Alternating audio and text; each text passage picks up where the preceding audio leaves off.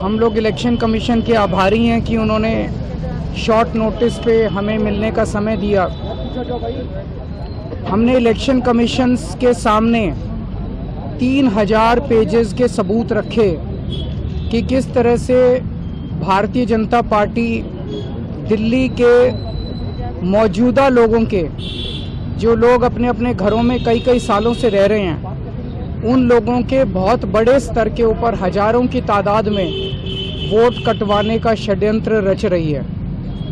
हमने उनके सामने रखा कि किस, और ये जो वोट कटवाए जा रहे हैं ये अधिकतर गरीब लोगों के, एससी लोगों के, दलितों के, पूर्वांचली लोगों के, जो कि झुग्गियों में रहते हैं, कच्ची कॉलोनियों में रहते हैं, ऐसे लोगों के वोट कटवाने का षड्यंत्र रचा जा रहा है।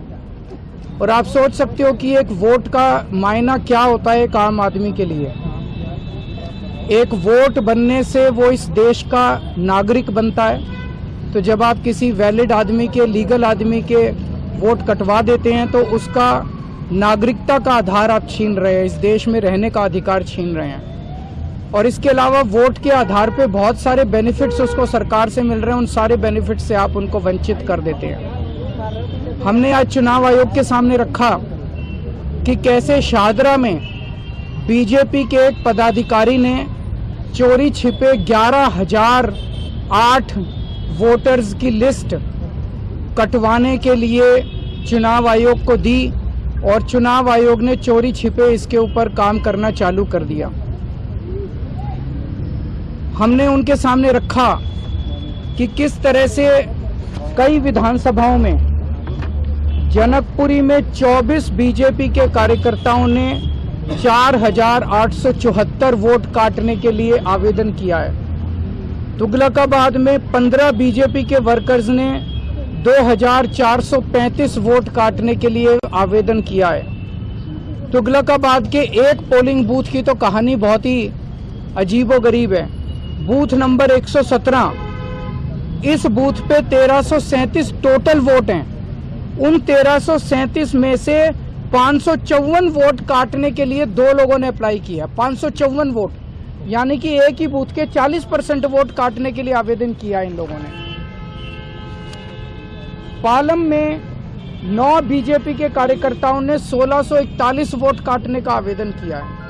राजौरी गार्डन में 6 बीजेपी के कार्यकर्ताओं ने 571 वोट काटने का आवेदन किया है।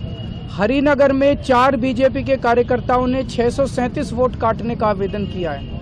करावल नगर में 2 कार्यकर्ताओं ने 3,260 वोट काटने का आवेदन किया है। मुस्तफाबाद में एक ही व्यक्ति ने 534 वोट काटने का आवेदन किया है। हमारी मांग थी कि ये मास डिलीशन बंद किया जाए।